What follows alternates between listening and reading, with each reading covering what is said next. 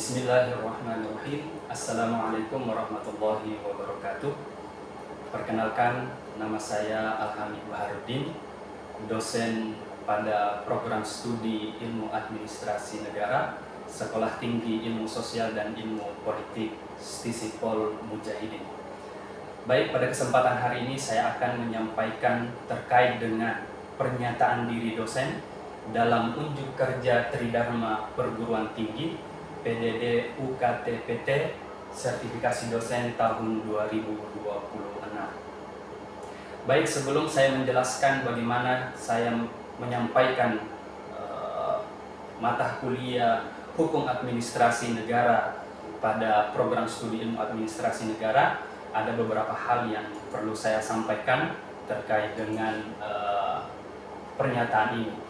Sekilas terkait dengan mata kuliah Hukum Administrasi Negara, maka deskripsi mata kuliah pada mata kuliah ini yaitu terkait dengan bagaimana mata kuliah Hukum Administrasi Negara kemudian membahas prinsip dan norma dasar yang mengatur hubungan antar pemerintah dan warga negara dalam sistem hukum publik.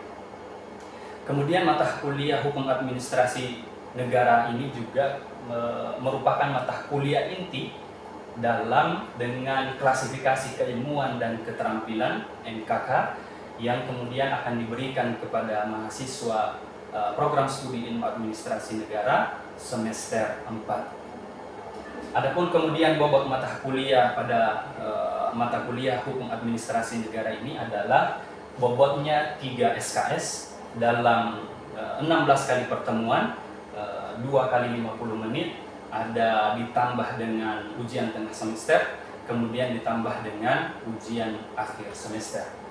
Adapun capaian mata kuliah yang diharapkan dalam mata kuliah ini adalah mahasiswa mampu menjelaskan konsep, teori dan implementasinya tentang hukum administrasi negara dan tentunya mampu mengemukakan pendapatnya atau argumentasinya dengan baik.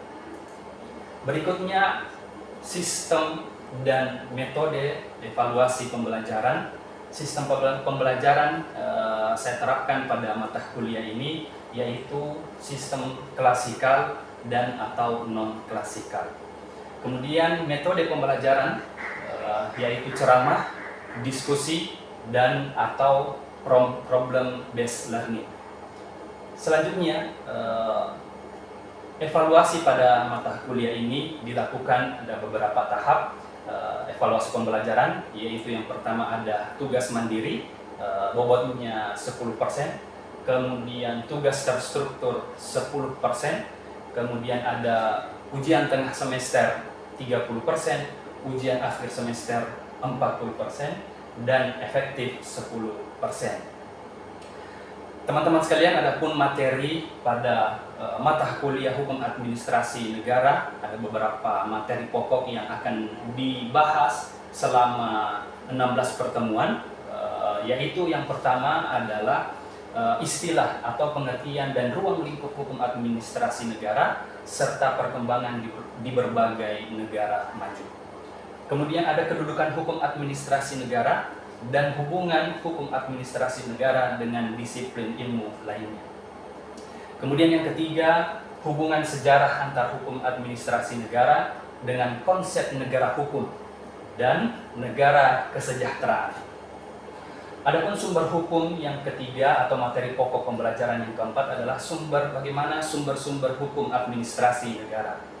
Dan berikutnya hakikat kewenangan dan sumber-sumber kewenangan pemerintah. Berikutnya pengklasifikasian jenis-jenis perbuatan atau tindakan pemerintah. Kemudian ada instrumen pemerintahan dan jenis instrumen-instrumen pemerintahan, serta konsep keputusan dan syarat sahnya keputusan.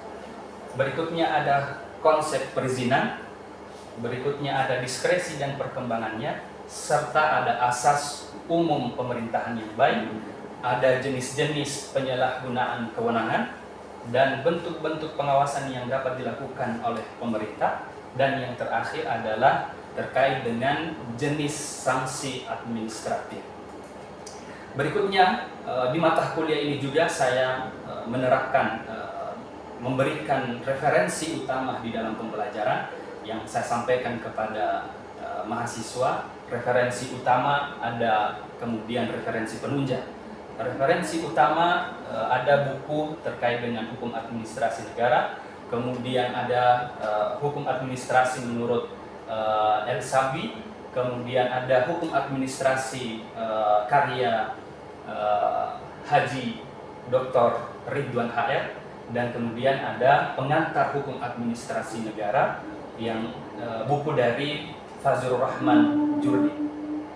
Adapun selain referensi utama, ada referensi penunjang, yaitu berbagai buku hukum administrasi negara lainnya dan Undang-Undang Negara Republik Indonesia tahun 1945. Kemudian referensi penunjang terkait dengan berbagai perundang-undangan yang berkaitan dengan hukum administrasi negara, dan tentunya berbagai jurnal nasional dan jurnal internasional dan yang terkait. Teman-teman sekalian, pada kontrak perkuliahan juga, dalam perkuliahan ini saya memberikan ada kontrak perkuliahan di awal pertemuan, di awal perkuliahan. Ada beberapa, yaitu diantaranya berpakaian sopan sebagaimana yang telah ditentukan oleh aturan kampus. Kemudian yang kedua, kontrak perkuliahannya toleransi keterlambatan 15 menit. Dan yang ketiga, tidak dibenarkan melakukan kecurangan akademik dalam bentuk apapun. Baik, demikian apa yang dapat kami sampaikan terkait dengan pernyataan diri dosen dalam unjuk kerja Tridharma Perguruan Tinggi PDD UKT PT sertifikasi tahun 2026. Demikian, terima kasih. Wassalamualaikum warahmatullahi wabarakatuh. Assalamualaikum warahmatullahi wabarakatuh. Waalaikumsalam warahmatullahi wabarakatuh. Bagaimana kabarnya? Alhamdulillah. Baik, sebelum kita mulai perkuliahan, kita awali perkuliahan kita pada siang hari ini dengan membaca doa. Bismillahirrahmanirrahim.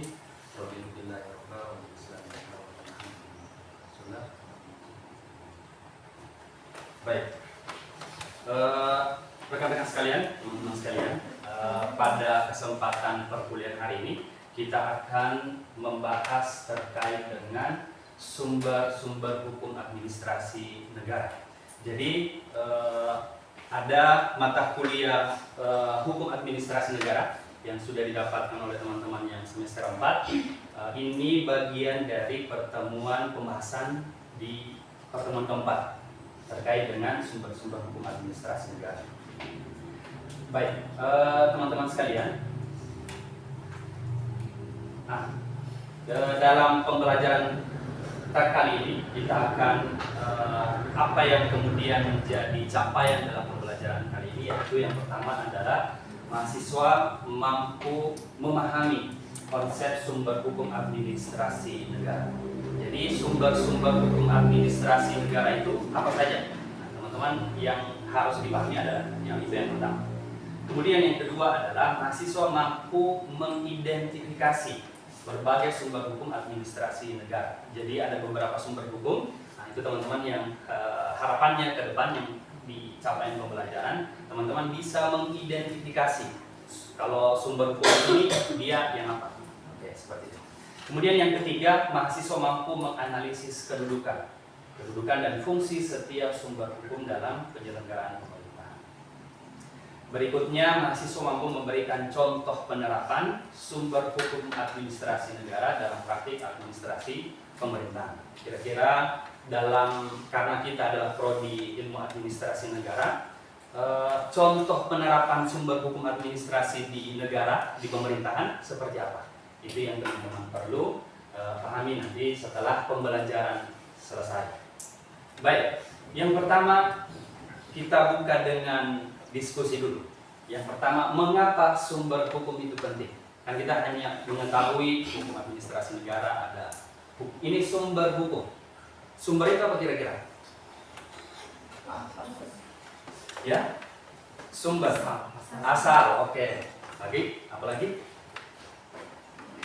Asal, apa lagi? Sebutkan saja. Sumber kira-kira apa? Yang membuat. Oke, ya sesuatu yang kemudian bisa dihasilkan. Dari mana dia bisa? Atau kemudian bisa kita sumber air. Sumber di mana air itu keluar, kan asalnya dari mana? Kalau sumber hukum, kenapa penting? Kira-kira pertanyaannya, mengapa sumber hukum penting? Ayo, ada yang bisa? Karena kalau sumbernya tidak jelas mungkin hukumnya dipertanyakan. Iya, itu baik. Kalau sumbernya tidak jelas, pasti hasilnya juga akan dipertanyakan. Sama kalau sumbernya kotor misal, air got dan seterusnya, hasilnya juga tidak bagus. Oke, baik, terima kasih. Di top, gitu ya? Ya. Oke, yang lain? Kenapa kira-kira? Tadi sudah ada satu jawaban. Mengapa sumber hukum itu penting? Karena kalau tidak ada sumber hukum, kayak aturan negara itu tidak akan berjalan dengan lancar. Oke, baik. Terima kasih. Ada lagi? Cukup? Oke. Kita negara apa? Negara Indonesia. Oke. Berlandaskan apa? Negara hukum. Jadi segala sesuatunya seketika di pemerintahan harus kemudian punya sumber hukumnya. Ketika pemerintah mau buat A, maka dia harus punya sumber hukum. Kalau tidak ada sumber hukumnya, tidak ada pegangan sumber hukumnya, dia akan semena-mena membuat apa yang dia bikin. Oke, paham ya? Jadi dia harus punya dasar. Sama misal, kenapa kok pergi kuliah? Karena ada dasarnya. Saya kan mahasiswa, saya kan sudah mendaftar di Sisipol. Dia ada dasarnya seperti itu. Tiba-tiba orang di pinggir jalan masuk ke sini, Bapak kuliah, apa dasarnya? Tidak ada dasarnya seperti itu. Jadi sumber hukum itu penting, teman-teman sekalian. Kemudian sumber hukum itu menjadi dasar bagi pemerintahan dalam menjalankan kewenangan. Jadi pemerintah dalam menjalankan kewenangan dia harus punya sumber hukumnya, dasar hukumnya tadi. Apa dia? Karena dia adalah pemerintah yang kemudian diberikan amanah oleh negara, oleh rakyat untuk kemudian menjalankan kewenangan. Ada kewenangan yang diberikan oleh pemerintah, ya, oleh rakyat ke pemerintah. Kemudian sumber hukum juga menjadi dasar bagi pemerintah dalam membuat keputusan administrasi. Karena kita orang administrasi negara, orang-orang pemerintahan itu semua aktivitasnya hampir semua berkaitan dengan keputusan administrasi di pemerintahan, kurang lebih seperti itu. Kemudian yang ketiga, menyusun kebijakan publik. Ada beberapa kebijakan, setiap pemerintah punya kebijakan. Contoh misal, kalau pemerintah sekarang secara nasional apa kebijakannya yang kalian tahu? Pemerintahan Presiden Prabowo sekarang bentuk kebijakan yang dikeluarkan, kebijakan publiknya apa? Kebijakan itu kan sama dengan program-program pemerintahan. Ya. Menaikkan harga BBM, itu ada kebijakan, kan? Itu semua ada. Apakah ada dasarnya? Nanti kita bahas. Semua ada kebijakannya. Yang lain? Makan gizi bergaji, MBG, ya betul, itu kebijakan. Itu bagian dari kebijakan publik untuk orang banyak. Kan publik itu untuk orang banyak. Oke, baik. Yang berikutnya, sumber hukum menjadi dasar bagi pemerintah dalam memberikan pelayanan kepada masyarakat. Jadi pemerintah ini yang di atas sana, tugasnya adalah memberikan pelayanan. Semua intinya mereka memberikan pelayanan kepada masyarakat. Kita yang menunjuk mereka, mengangkat mereka. Kita juga pula yang kemudian menggaji mereka. Misal pemerintah, mulai dari kepala atas rambutnya sampai dengan kakinya, semua dibiayai oleh negara, masyarakat. Uang dari uang pajak itu tadi. Pokoknya sampo-nya sudah dibuang dari rakyat, dari uang pajak. Pakaiannya semua, bensinnya dan seperti itu semua dari uang rakyat, uang pajak. Seperti itu. Jadi karena dia sudah difasilitasi oleh uang negara, uang rakyat, dia harus memberikan pelayanan. Dia harus melayani masyarakat seperti itu. Dan yang terakhir adalah menjadi dasar bagi pemerintahan dalam menjamin kepastian hukum. Jadi sumber hukum itu kemudian agar menjamin kepastian hukum. Karena kita adalah negara hukum, Indonesia negara hukum, semua harus ada dasar hukumnya. Seperti itu teman-teman sekalian. Baik, berikutnya ada prinsip dasar, biasa dikenal dengan asas legalitas. Setiap tindakan pemerintah harus berdasarkan hukum. Contoh,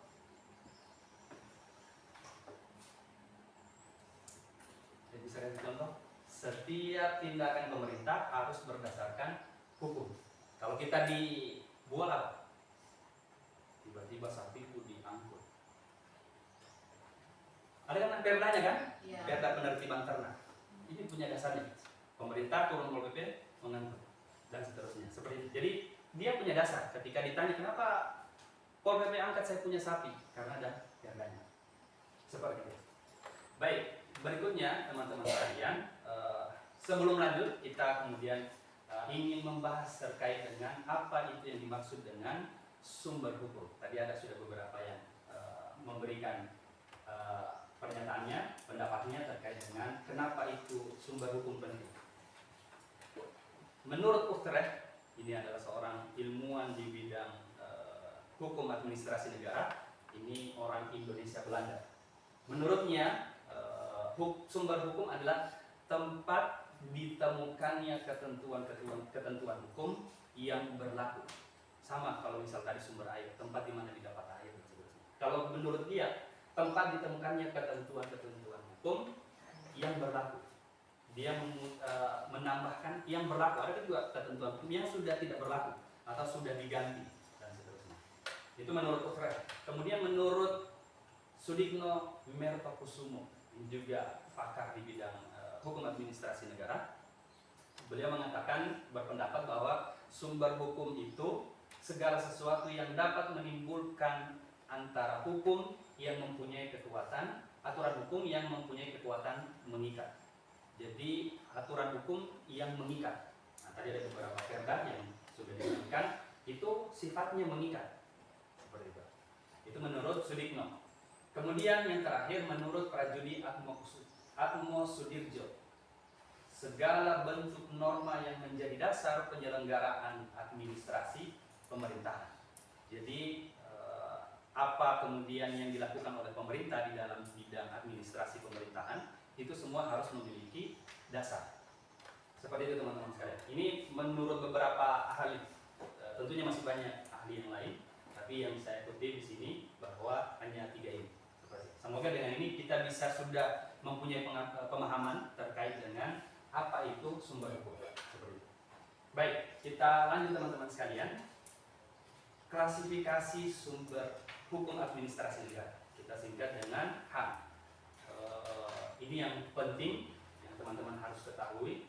Ada 2 klasifikasi sumber hukum administrasi negara. Yang pertama sumber HAM berdasarkan material.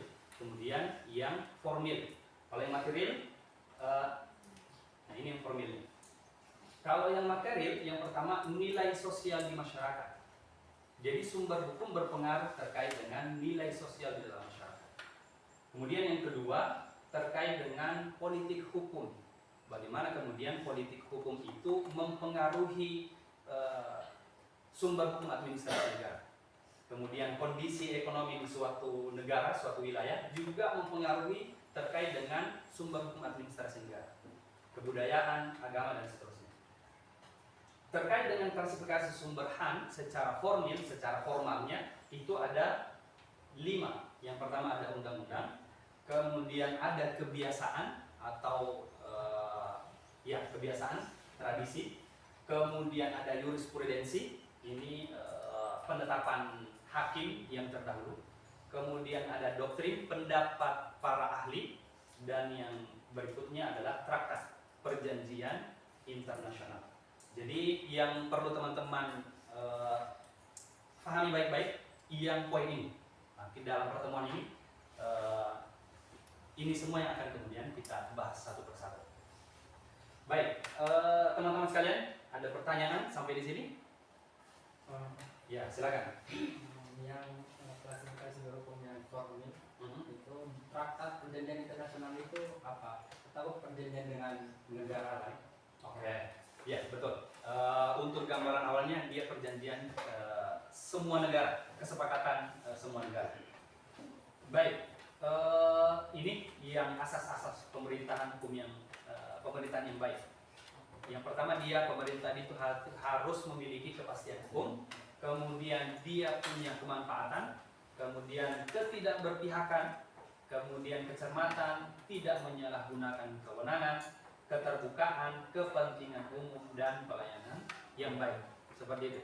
Jadi dasar hukumnya ada di Undang-Undang Nomor 30 Tahun 2014 tentang administrasi pemerintah. Jadi dengan 8 prinsip ini kita bisa mengukur pemerintahan di desa kita. Kira-kira dia sudah bisa dikatakan pemerintahan yang menjalankan pemerintahan yang dengan baik atau tidak. Kalau dia kemudian masih tertutup dengan data-data yang harusnya dibuka, berarti dia belum menjalankan prinsip keterbukaan. Seperti itu. Dan masih banyak lain. Jadi makna dari penjelasan sebelumnya, seluruh sumber hukum saling melengkapi dalam penyelenggaraan administrasi pemerintah. Seperti itu teman-teman sekalian. Jadi tadi ada beberapa, baik itu formil maupun material, itu semua ada kaitannya, saling melengkapi. Baik, di akhir saya buka diskusi teman-teman sekalian dengan satu kasus. Misal di daerah kita ada misal dinas, dengan mengaitkan tadi sumber-sumber hukum, ada dinas perizinan kabupaten, kemudian menolak permohonan izin usaha tanpa memberikan alasan tertulis. Contoh misal Zakia pergi ke punya usaha ayam geprek atau apa, kemudian atau rumah makan besar mungkin, kemudian mau mengajukan izin usaha. Ketika sudah bersekas, sudah lengkap, diajukan, kemudian ditolak oleh pemerintah. Tapi tidak ada alasan tertulis. Kenapa ditolak? Tidak ada penjelasan dan seterusnya. Kira-kira apakah ini sudah dikatakan sebagai sesuai dengan prinsip-prinsip good governance tadi atau tidak? Kita diskusi, silakan. Tidak. Alasannya? Penyalahgunaan. Ya? Penyalahgunaan wewenang. Oke, baik. Gitu. Ada yang lain? Kira-kira apa semua yang dilanggar ini?